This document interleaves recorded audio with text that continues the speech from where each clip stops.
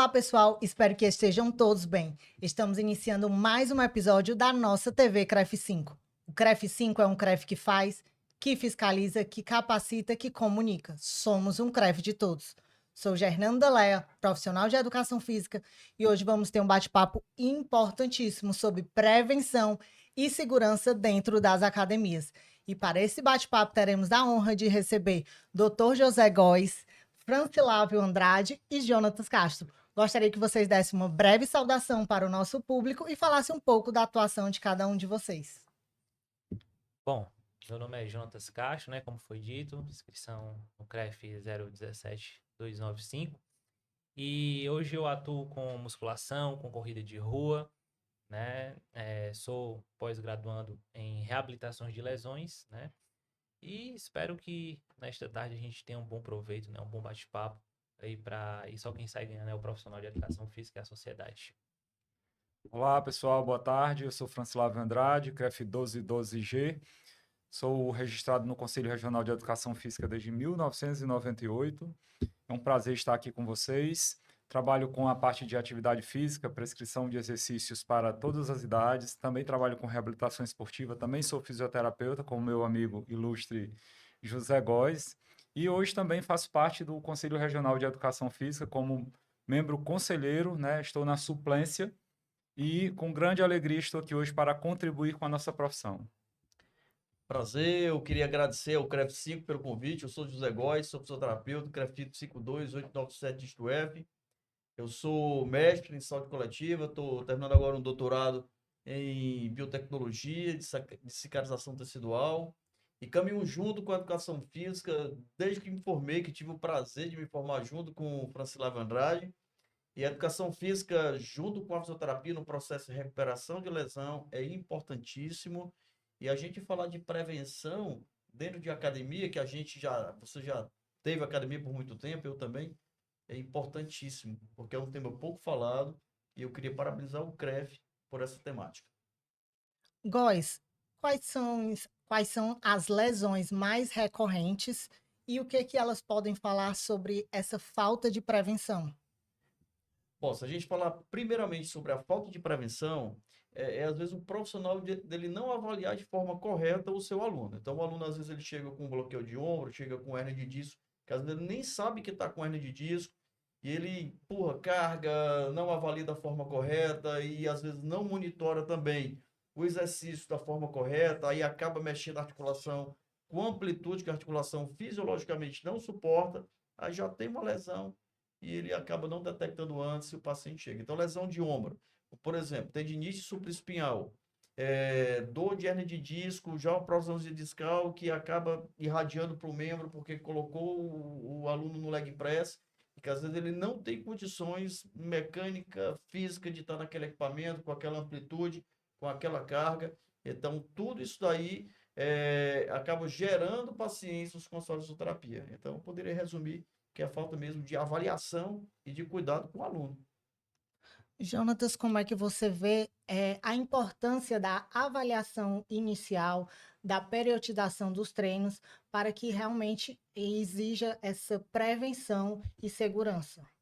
Bom, é o alicerce, porque a avaliação, a gente avalia para tomar decisões. E quando a gente pensa em avaliação física, a gente está pensando ali da anamnese, a gente está pensando na avaliação da aptidão cardiorrespiratória, na avaliação postural, em testes funcionais, contemplando todo o corpo ali do indivíduo. E esse momento inicial ele é fundamental para a gente estabelecer estratégias, porque o aluno ele chega com diversas limitações, né, diversas necessidades. Então a gente precisa levar em conta na prescrição do treino para ela ser assertiva, segura e motivante esses dados iniciais. E a gente precisa, claro, de uma boa anamnese ali. Eu gosto de entender também que o profissional de educação física ele também precisa entender de exames laboratoriais, entender dos marcadores, visto que nas academias hoje ocorrem muitos acidentes, eventos coronarianos. Então, quando a gente pega alguns marcadores que estão desregulados, né, fora do padrão, a gente ali consegue trazer uma personalização, uma individualização na prescrição do treinamento para aquele aluno. Lávio, quais são os protocolos que você vê que tem real necessidade dentro das academias para que consiga, de imediato nessa avaliação inicial, conseguir identificar aquele aluno de risco? Tá, o que eu costumo dizer sempre é assim, não tem como iniciar uma rotina de treinamento sem uma avaliação prévia, porque eu vou estar saindo de um lugar que eu sei onde eu estou, mas eu não sei onde eu quero chegar, né? Então, a avaliação, ela me diz onde eu estou e aonde eu devo chegar com aquele aluno, com aquele cliente que está na nossa frente, né? Critérios básicos que devem ser seguidos: uma boa anamnese, uma boa avaliação física com todos os critérios que o Jonathan já citou, profissionais treinados, né, capacitados, que saibam realmente o que deve ser feito dentro de uma academia, todos os cuidados que devem ser tomados, para que a gente possa seguir o atendimento com o máximo de segurança possível. Ensinar todos os clientes da academia como usar cada máquina com segurança, com a adequação perfeita, mostrar para eles todos os critérios de funcionamento de todos os equipamentos, né? Fora isso, né, a academia está preparada com equipamentos básicos de segurança, como aparelhos de pressão, medidores de glicose, né, kits de primeiros socorros, que são importantes dentro de um ambiente onde a gente tem atendimento ao público e que podem acontecer acidentes.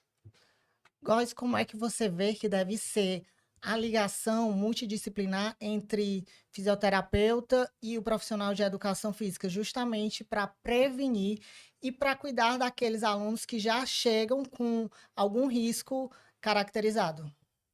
Então, o professor de fisioterapia, o professor de educação física tem que ter uma relação muito próxima em relação ao contato com o aluno, porque são visões um pouco diferentes, mas que se completam no cunho clínico, numa tomada de decisão do que vai fazer para um treinamento, para o tratamento de uma lesão.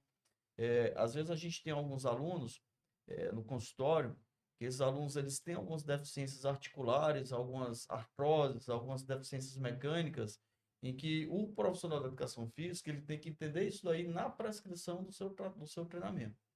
Então, é uma conversa que tem que ser muito próxima, a mesma que o fisioterapeuta tem que ter com o médico no pós-operatório. Então, o paciente ele acabou de operar um ligamento cruzado anterior, acabou de operar um menisco, um manguito rotador. Então, o fisioterapeuta também tem que ter um contato muito próximo com o médico. O que que pode fazer, o que que não pode fazer, até onde ele pode ir, até onde ele não pode ir. É a mesma relação e que tem que ter o fisioterapeuta com o profissional de educação física na tomada de decisão. Você vê que a falta de um DEA, um equipamento de DEA, dentro das academias, eles traz um real risco nas situações de emergência?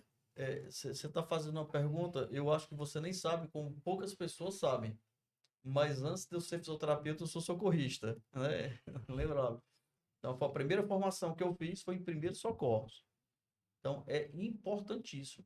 Eu já vi situações assim que, se você não tem um bom conhecimento no primeiro atendimento, numa primeira abordagem, então realmente você pode não ser efetivo na solução e na preservação da vida de um aluno, né? Então é importantíssimo, pode acontecer em diversas situações, como o Lávio já falou, tem que ter um glicosímetro, tem que ter um equipamento de pressão. Eu, na minha clínica, teve um período que eu tinha um monitor cardíaco. Então, o aluno, antes dele treinar, ele fazia aferição de pressão, saturação de oxigênio, pulsação, antes e depois. E o equipamento desse pode salvar uma vida. E agora é importantíssimo entender que o Francislav, ele disse algo muito importante na fala dele, e que não é você ter o equipamento, é você treinar a equipe. Porque às vezes, se você não treina a equipe, não adianta ter um DE, e aí, na hora que for para ser usado, não usa. Inclusive, dentro do CREF5, a gente já tem projetos de formação continuada, né? Você que também está dentro do conselho, como é que você vê essa importância do CREF trabalhar também nessa capacitação profissional? Eu sempre achei, eu posso até chamar de imprudente, deixar todo o processo técnico e educacional para as instituições de ensino superior. Por quê? Porque, apesar de ser um período de 4, 5 anos, né? Lá o profissional não tem a oportunidade de vivenciar a prática. Quando a gente leva um programa um programa educacional institucional, tipo que o CREF leva para os profissionais, né, que já estão graduados e que já estão no mercado de trabalho, ele gera a oportunidade de troca de experiências, de troca de conhecimentos, que isso agrega ao que foi, né, adquirido lá na formação institucional, lá na instituição de ensino superior, onde o profissional foi titulado. Então, vejo como indispensável, não só pela iniciativa que o CREF tem à frente de muitos outros conselhos, mas também como um grande ganho para a profissão, né? Ter esse projeto que, além de fiscalizar, de educar, de mostrar ao profissional a importância de um conselho que realmente atua junto à sociedade, né? A importância de um conselho também que educa e que dá formação para o profissional. Jonatas, quais são os principais erros que você vê que os profissionais de educação física acabam cometendo que torna essas lesões mais recorrentes? Tudo começa, como eu acabei de falar, pela avaliação física, entendeu? Então, a avaliação física é o primeiro passo. A questão da correta distribuição de professores na sala de musculação é entender também que hoje nas academias, principalmente em algumas academias de rede, existe uma disparidade, uma desproporção entre número de alunos e os profissionais de educação física para estarem ali monitorando aquelas execuções. Então eu penso que a gente pode repensar nessa desproporção, entender que o profissional ali ele deve corrigir, ele deve ficar atento, né, às execuções, ele deve estar entendendo cada limitação do aluno. E como o Góes falou, esses aparelhos que são mais básicos, eles podem ser determinantes. Por quê? Porque a gente tem hoje tanto índices antropométricos quanto cardiovasculares que podem ser determinantes nos fatores de risco de eventos coronarianos. Eu gosto de bater nessa tecla porque está em alta. E aí, por exemplo, quando você faz uma simples avaliação antropométrica, né, ali com os perímetros, você tem a estatura da pessoa, você tem o índice de conicidade, que é o duplo cone, você tem a relação cintura-estatura, você tem o perímetro da cintura, o RCQ, enfim, essas medidas mais básicas, elas podem nos sinalizar que o aluno ele está num grupo de risco, entendeu? E como eu havia falado com o Francilávio, essas pessoas elas têm uma rotina muito intensa. O uso de esteroides e anabolizantes ele pode acentuar alguns acidentes, né? Não só de caráter na academia, de coisas que venham a acontecer em acidentes mesmo, assim, com máquinas, aparelhos, mas como mortes súbitas, infartos. Então, eu penso que esse período inicial da avaliação ele é crucial. Fazer uma estratificação de risco pelo score de Framingham. Hoje, o profissional de educação física ele precisa estar muito atento a esse excesso de informação que já dá para a gente ter um norte, encaminhar o aluno para o médico, para fazer um check-up. Porque muitas vezes a gente também tem que prestar atenção que esse público, principalmente de grupos especiais, você vai ver idosos ou até pessoas de 45 mais chegando no hospital para fazer um check-up, um teste da esteira, enfim, aqueles exames de cunho mais cardíaco, e por lá elas ficam para botar um stent, um marca-passo, porque foi aferido a pressão arterial ali, tá alta, a pessoa tem dislipidemia, tem gordura no fígado, enfim. Então, o profissional de educação física, ele pode encaminhar, ele pode bater nessa tecla, ele pode educar, instruir os alunos a serem mais frequentes, né, no que diz respeito a essa relação de ir para o médico, de buscar a medicina como algo preventivo, para que a gente não possa ter eventos surpresas no ambiente de academia. E ressaltando aqui na minha fala inicial a periodização, né? Porque quando a gente fala em periodização, a gente está falando de estímulos que podem evitar o efeito platô e o overtraining, que seria aquele excesso de trabalho que vão sobrecarregar as articulações. E aí vêm as lesões. Então eu penso por aí. Góes, tendo em vista, como você falou, sobre sua primeira formação, ter sido socorrista, linkando socorrista com a fisioterapia, qual dica você dá para os profissionais que estão em atuação dentro de uma academia na hora da emergência? Um ombro que saiu do canto, um tornozelo que ficou torcido. Qual seria a primeira atitude? Como proceder ali naquela hora da emergência antes do socorro chegar, né? O SAMU. São várias situações. Então, o primeiro que a gente tem que entender é que o socorrista, ele não está lá para resolver a situação. Ele está lá para dar um primeiro suporte até chegar a um atendimento especializado, no caso médico, SAMU, alguém que seja especializado. Mas vamos colocar algumas situações. Segunda coisa, tem que gerenciar os curiosos, né? Então, os curiosos vão para cima, então ficam querendo cada um fazer alguma situação, então você tem que gerenciar os curiosos, tirar os curiosos de pé. Tem que ter poder de decisão rápida. Agora, vamos supor, tirou a articulação do lugar, fez uma luxação, não pode mexer. Então, você não pode, numa situação em que está fazendo exercício e que a articulação ela saiu do lugar, ela luxou, então você não pode chegar lá e querer reduzir essa lesão, porque você pode machucar um nervo, você pode gerar uma lesão mais grave e a vítima ela pode ter uma consequência que seja irreversível. É estabilizar, tá certo? E esperar o atendimento realmente especializado, que é o SAMU. Se a pessoa passou mal, está tendo uma crise epilética. No meio do exercício, está tendo uma crise epilética. Tem que proteger a cabeça, porque ela vai ficar batendo a cabeça. Então, pega uma blusa, pega um pano, pega uma toalha e protege a cabeça para ela não ficar batendo a cabeça. Mais uma vez, gerencia os curiosos, tá certo? E começa a ter controle de vias aéreas, que é você levantar um pouquinho a cabeça aqui para que o ar ele possa, de certa forma, fluir da forma correta. É importante, se o paciente tiver um mal súbito, se ele parou de respirar, se ele parou se o coração parou de bater, a iniciar os procedimentos de respiração boca a boca e massagem cardíaca. E aí tem que controlar tanto a respiração, como tem que controlar também a massagem cardíaca e pedir rapidamente para que seja chamado o SAMU e o atendimento especializado. Então, tem várias situações em que a gente pode direcionar a conduta de forma diferente, né? Cortou, tá? Então, é proteger aquilo ali com panozinho limpo, com água limpa, até que realmente seja feito o curativo de forma adequada. Então, tem várias situações. O paciente, ele está tendo um ataque policêmico, perdeu cor, né? Ele está pálido. Então, é ventilar, deixar ele dar mais espaço, abrir a roupa para que ele possa, de certa forma, poder ter a respiração um pouco mais fluida. São várias situações diferentes. Pegando já esse gancho aqui sobre o calor, né? O Ceará em si ele já tem um clima mais elevado. Você considera que as academias precisam ter protocolos diferenciados por conta desse excesso de calor?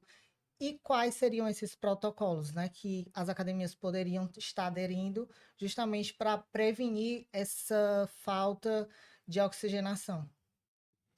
Bom, vamos lá. A gente está falando de calor em uma região que está todo mundo acostumado com o calor.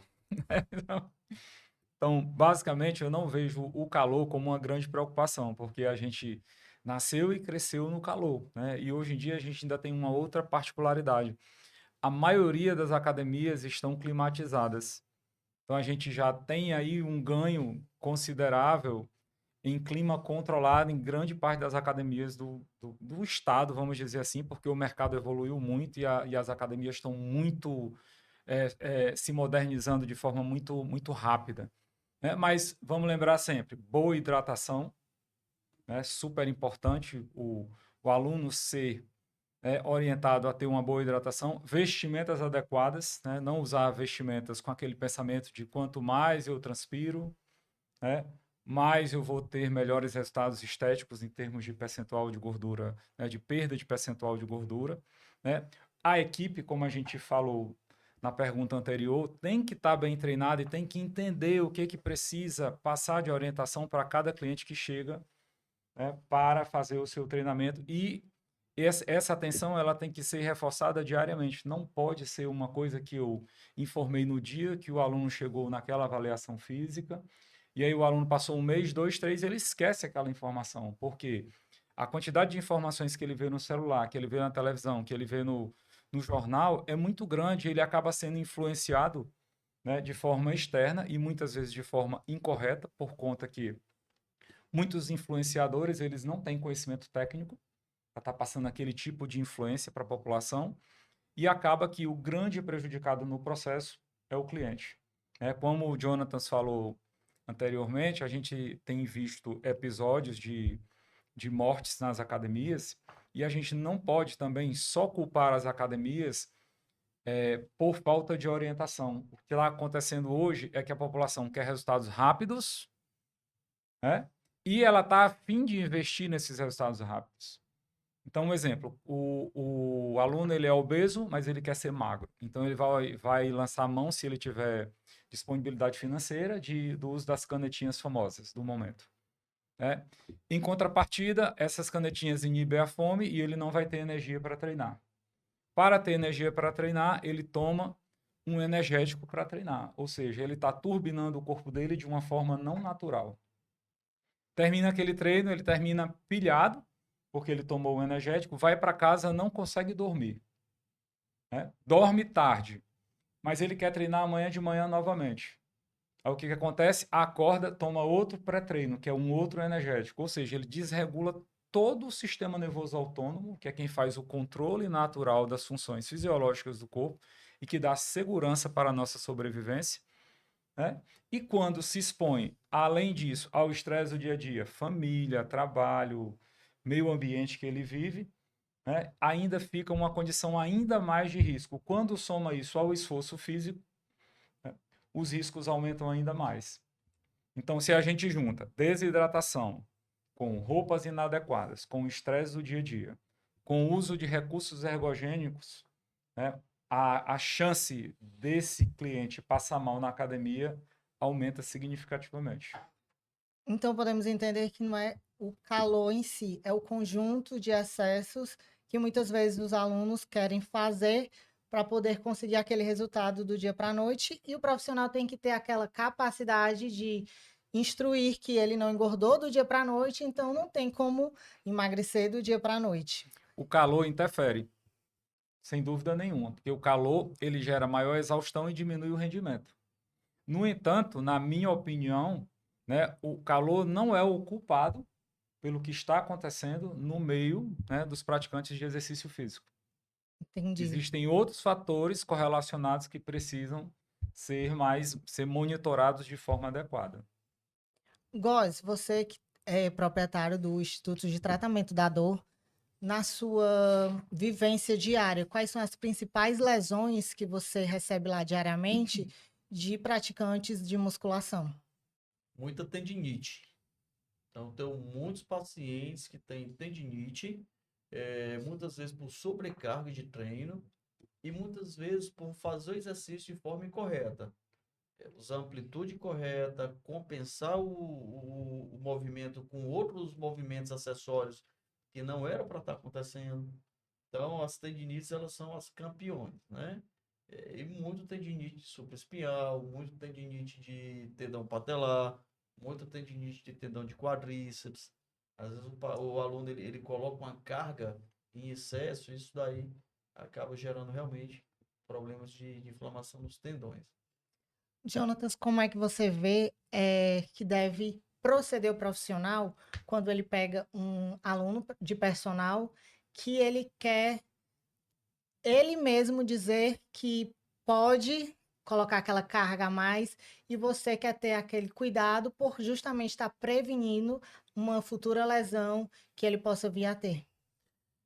Inclusive, eu estava falando agora com o Francilab, antes de entrar aqui, porque alguns alunos, eles são bem resistentes, porque eles treinam 2, 3, 5 anos, e não passaram por uma faculdade de educação física, ou seja, lá o que for uma formação, eles acham que estão no direito de negligenciar uma avaliação física, de negligenciar uma supervisão profissional. Então, primeiro de tudo, eu acho que o profissional ele tem que trabalhar com ciência, com dados, com números, e convencer esse aluno, porque a partir do momento que eu tenho dentro de uma avaliação, tabelas de classificação, ó, tá ruim, tá bom, tá muito bom, enfim, eu consigo direcionar e convencer aquele aluno. Eu deixo de trabalhar com achismo e posso agora oferecer uma assertividade, uma segurança. Eu gosto de entender que a avaliação física ela também é um momento de encantar o cliente, né? Que você realmente assim pode apostar que, ó, aqui a gente vai trabalhar com segurança, com assertividade e com motivação. Então, o papel do profissional de educação física é exatamente esse, em convencer o aluno sobre esses aspectos que eles podem realmente assim ser evitados. E quando a gente fala em periodização, o Góes falou sobre excesso de treino. Então, hoje em dia a gente está vendo muito a popularização do treinamento híbrido. A pessoa quer correr na rua. Hoje eu trabalho com corrida e musculação, então eu consigo transitar por essas duas vias, então eu consigo entender bem esse excesso de treino que vai cair na questão da desidratação, porque as pessoas elas querem ir mais além, elas não tomam a quantidade de água prescrita correta.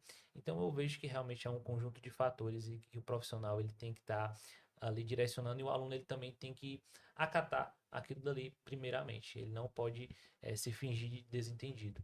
Já pegando esse seu gancho aí sobre corrida, né, que você agora também está nessa atuação direta, Isso. como é que você vê aquele aluno que acha que hoje ele iniciou, primeiro dia, vai pegar sua garrafinha de água e já vai correr 10 quilômetros? Porque eles acham que é só correr, já que ele sabe andar, sabe correr, é só correr. Uhum. Eu penso que, voltando sempre para a questão da avaliação física, a gente entende, né, que comercialmente hoje a corrida ela é algo que ela está ganhando seu espaço, mas não dá para fazer de qualquer jeito, né? Eu estava fazendo a minha maratona agora do Cometa e eu particularmente estava entrando no 13º quilômetro e uma moça que ela também não tinha um quadro de obesidade, ela tinha um perfil, digamos assim, eutrófica, mas ela estava andando e ela estava do lado, a ambulância estava do lado dela. E ela estava entrando ali no 7º quilômetro. Aí eu peguei e pensei assim, caramba, ela vai terminar essa prova em quanto tempo? Em 3 horas? Né? Então, assim, a sociedade também precisa entender que corrida de rua hoje não é você acreditar num desafio, vai encarar um desafio pessoal a todo custo e tem que fazer. Entendeu? Então as pessoas elas também precisam ter essa responsabilidade de procurar um check-up, entendeu? De procurar assessorias esportivas, ambientes que prezem por uma boa avaliação física, porque esse negócio de achar que é só botar o tênis, pegar uma garrafinha e sair correndo, isso aí é muito, digamos assim, as evidências elas estão mostrando que algo vai dar errado, uma hora ou outra. E aí a gente tem que prezar sempre pela saúde, né, e conscientizar cada vez mais essa população, né? Góes, tendo em vista essa conscientização, o que que você diria para a população, né, que pensa que é só pegar a garrafa, correr, sobre as futuras lesões que elas podem vir a ter? Eu queria voltar um pouquinho atrás, tá? Pegar um pouquinho da palavra do Lave. Em relação ao cliente, ele não obedeceu o que o profissional ele tá predeterminando que tem que ser, né? Eu tenho alguns pacientes que também querem fazer o tratamento do jeito deles. Então, a gente pede para fazer uma repouso, pede para usar uma tala, pede para ele fazer alguma situação de fortalecimento em casa, e às vezes ele não faz. E em muitas situações, às vezes ele quer mandar no seu tratamento. Olha, eu gosto que você alongue, eu gosto que você não gosta que você puxe, eu vim para você estralar a coluna, né? Como se a gente estralasse a coluna, né? Você tem que entender que você é um profissional.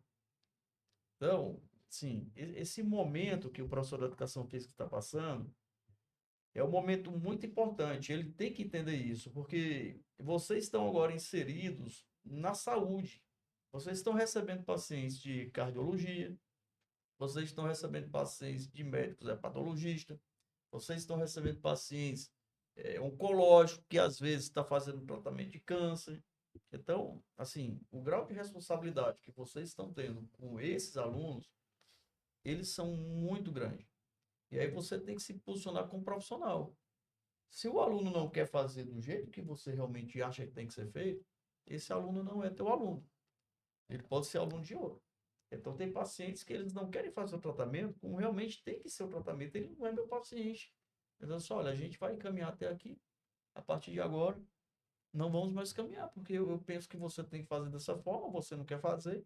A gente, além de não vai ter o mesmo resultado que deveria ter, você pode se machucar. Então, esse aluno que ele quer correr 21 km, mas ele só está apto para correr 5, ele não é teu aluno.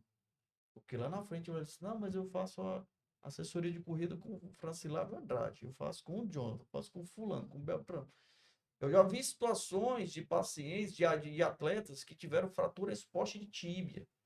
Então o cara estava se preparando para correr uma maratona, a planilha para correr 10, ele corria 15. Era para correr 21, ele queria correr 27. Era para correr 23, era para ele correr 29. Faltava 100 metros para ele chegar no final. Ele teve uma fratura de tíbia, tá?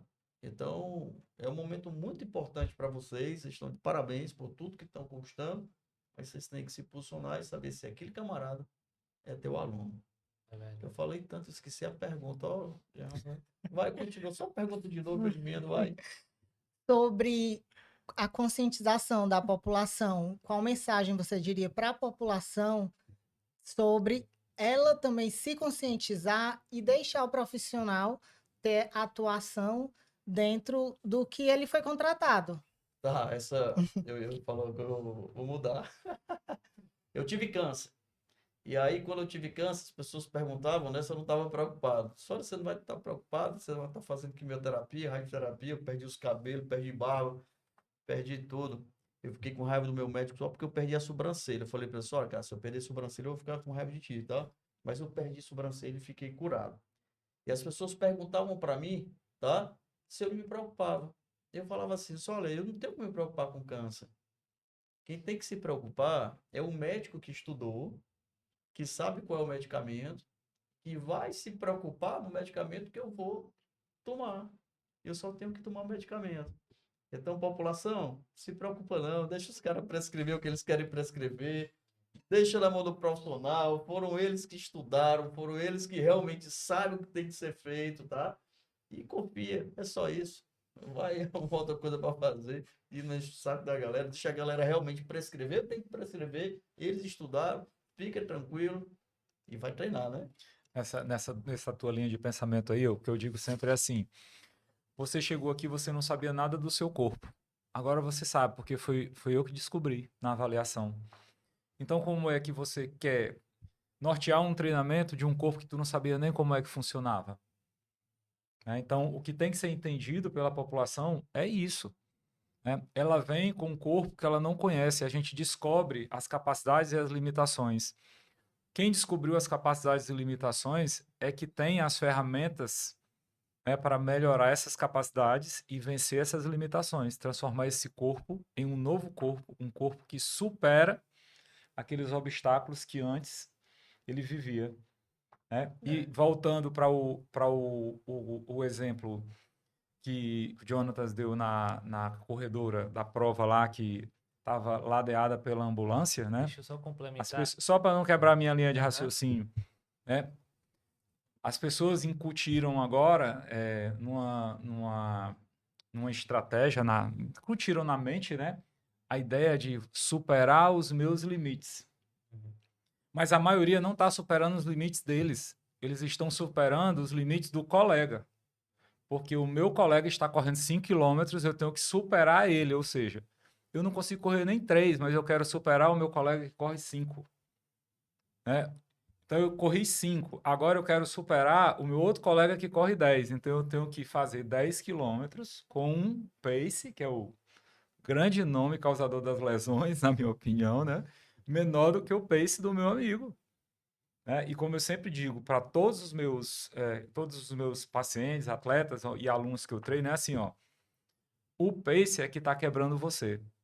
Né? A superação é que está te quebrando, porque o teu corpo é capaz, mas ele talvez não seja capaz de superar esse limite, de realizar esse sonho que você tem na velocidade que você está querendo que isso aconteça.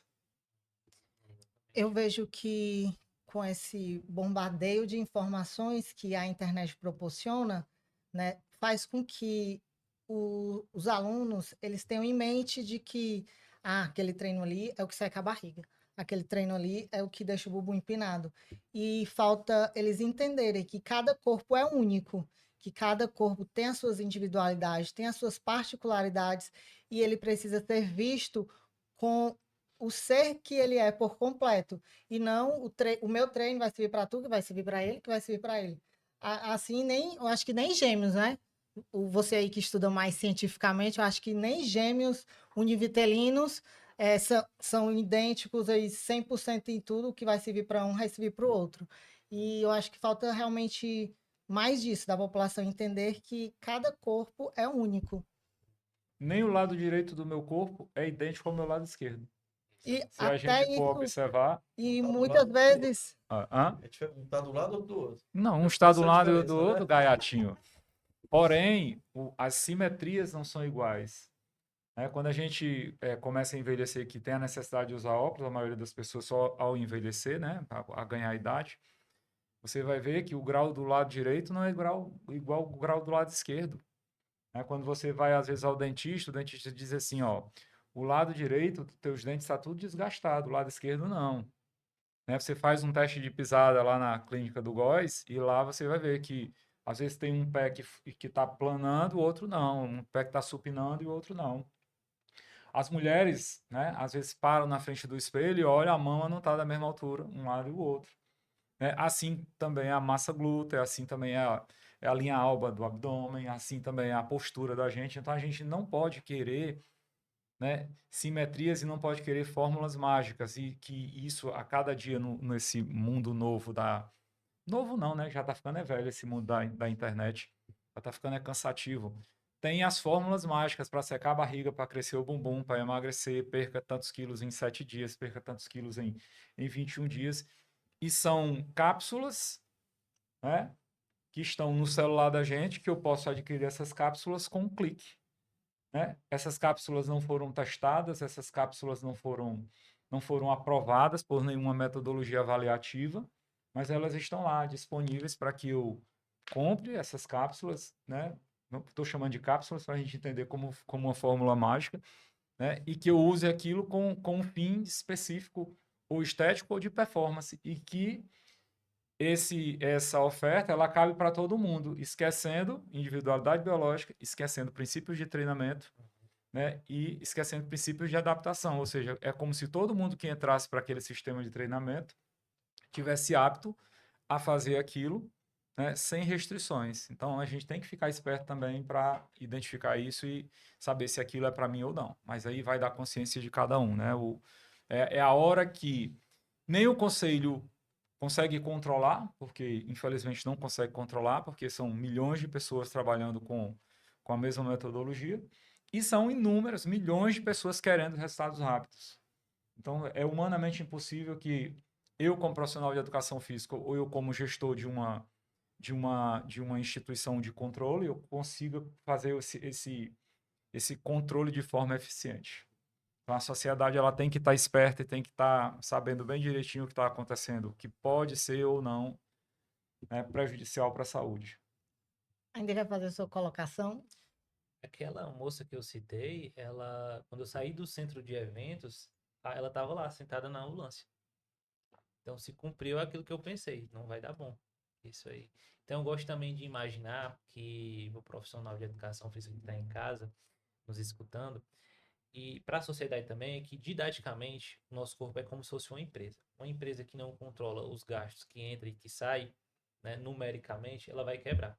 Então, nosso corpo, se a gente não controla através de uma boa avaliação física, de testes, existe toda uma ciência, pessoal, né, que a gente estuda, se recicla, se atualiza, e não é o aluno que vai ditar isso aí, né? Não é o leigo.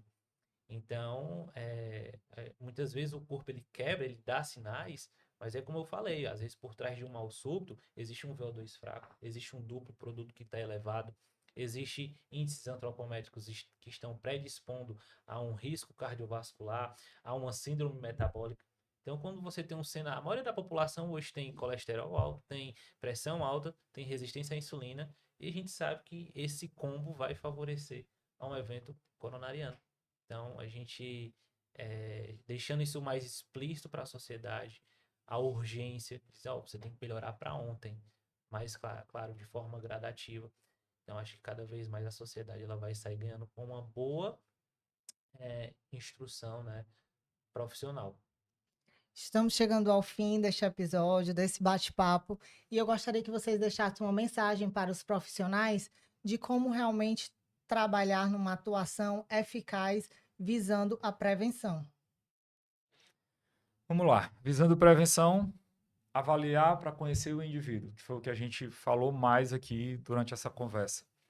A partir do momento que eu conheço as capacidades e as limitações, prescrever em cima daquela real necessidade, né? Na minha opinião, a melhor forma de prevenir é conhecer quem é o atleta, quem é o aluno que eu vou treinar, né? E tomar as medidas adequadas, porque quando a gente fala em prevenção de doenças, é um contexto que envolve várias condições, dormir melhor, comer melhor, se hidratar de forma adequada, né? Minimizar o estresse do dia a dia, né? Controlar o ambiente que você vive, né? Envolve até o, a tribo que você escolheu para se identificar, né? Porque o mundo esportivo tem muita a coisa da tribo, então eu me identifico com determinada tribo e eu começo a me comportar parecido com aqueles indivíduos daquela tribo. Então, se eu me identifiquei com uma turma que vive com o consumo de anabolizantes, a tendência é eu consumir anabolizantes, né? Se eu me identifiquei com uma tribo que gosta de uso de excessivo, vamos chamar de algum tipo de droga mesmo, né? De drogas que não sejam hormônios, tá? Eu vou acabar consumindo aqueles hormônios. Se eu me identifiquei com uma tribo que gosta de consumo de álcool pós-treino, tudo isso vai gerando condições para, ou num futuro breve, ou num futuro um pouco mais distante, eu apresentar alguma patologia e um adoecimento no decorrer da minha vida. Então, controlar o ambiente também faz parte desse contexto, né, preventivo para o bem-estar no ambiente da atividade física.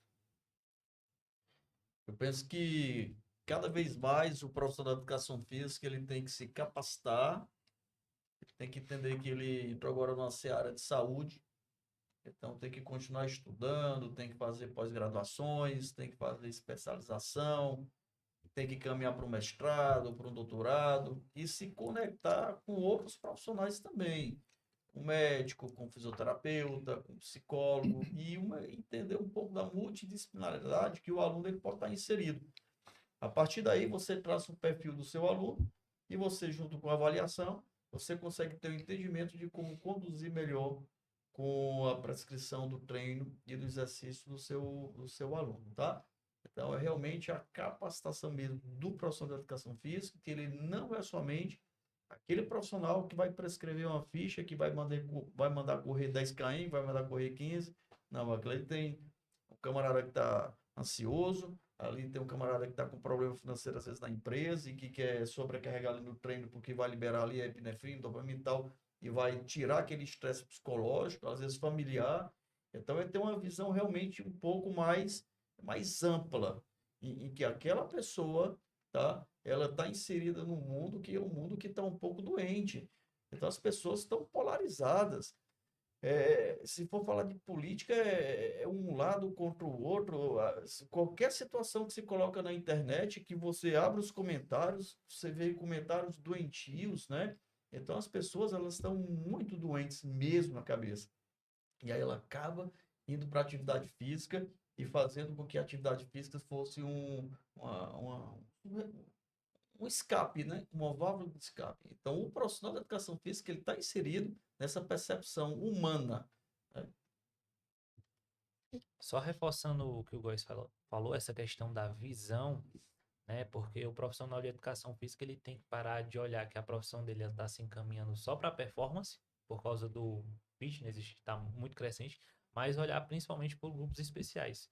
Porque na minha assessoria eu vou receber uma pessoa ali que tem uma hipertensão. E aí, como é que eu vou eu estou trabalhando com o principal músculo aí, músculo cardíaco dela. Então, como é que o profissional hoje, que não se atenta aos grupos especiais, às pessoas que fizeram cirurgia bariátrica, à saúde do idoso, enfim, da pessoa idosa, como é que ela vai se comportar se ela não tiver esse entendimento que a educação física, ela tem uma pegada também clínica, de promoção de saúde, né? Então, o profissional de educação física hoje ele precisa entender essa urgência do mercado, não é só performance, não é só estética, mas essa parte de promoção de saúde, né? Que a gente tem que devolver isso para a sociedade, mas a gente só pode devolver isso se a gente se capacitar, se atualizar, tá perto do CREF 5, entendeu? Do nosso conselho, e porque o conselho está aqui para fiscalizar aqueles que vão fazer uma atuação irregular. E a gente, como profissionais, nós precisamos barrar esse crescimento desenfreado daqueles que estão fazendo esse tipo de conduta, irregularidade. E conscientizar também para que essa fiscalização não seja feita só pelo conselho, Sim, né? Porque nós todos, profissionais de educação física, somos responsáveis pelo que está acontecendo na nossa profissão. Então, a partir do momento que a sociedade se conscientiza de que eu sou membro fiscalizador da profissão que eu exerço, né, eu sou um agente do meu conselho. perfeito. Né? E a partir do momento que eu sou um agente do meu conselho, o meu conselho se fortalece cada vez mais. Quando eu tinha minha academia, eu tive uma academia durante 15 anos. Para fazer parte da minha equipe, tinha que fazer um treinamento. E nesse treinamento tinha primeiros socorros. O Góis deu aula no módulo de primeiros socorros da minha equipe. Porque aqueles profissionais que estavam no salão da minha empresa, eles estavam me representando. Então, eu não podia colocar no salão da minha empresa pessoas que não tivessem uma qualificação pelo menos parecida com a minha. Ou que pensassem de forma parecida com o que eu penso. Ou seja, a partir daquele momento, quando eu não pensava nem em fazer parte da instituição fiscalizadora que eu faço hoje, né, eu já pensava como um órgão fiscalizador. Né, e eu não aceitava determinadas condutas. Então, o profissional chegava lá querendo treinar, dar treinamento, ser um personal. A primeira exigência, a gente não cobrava taxa de personal, mas a primeira exigência é carteira do seu conselho. Tinha que estar credenciado e tinha que estar com a anuidade paga.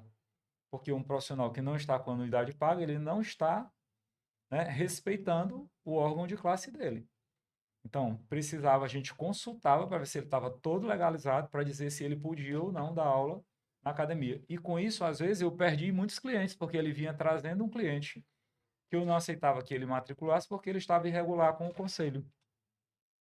Né? Então, a gente, como profissional, pensando na prevenção e numa educação física mais fortalecida, né, mais consciente e que promove o melhor para a sociedade, também tem que atuar como órgão fiscalizador. Eu acho que os profissionais, eles têm que criar cada vez mais a consciência de que realmente são os profissionais que formam o CREF, que o conselho existe para a valorização da profissão e que cada profissional de educação física, ele sim é um fiscal, principalmente se ele visa o crescimento da profissão que ele escolheu atuar. Exatamente.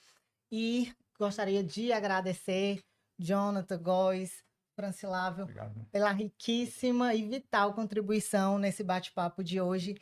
E você aí que nos acompanhou, muito obrigado pela audiência. Se gostou, compartilha e ajude a espalhar conhecimento. Fica ligado, não perde os próximos episódios. Lembre-se sempre, o CREF 5 é um CREF que faz. Somos um CREF de todos. TV CREF 5, Comunicação em Movimento.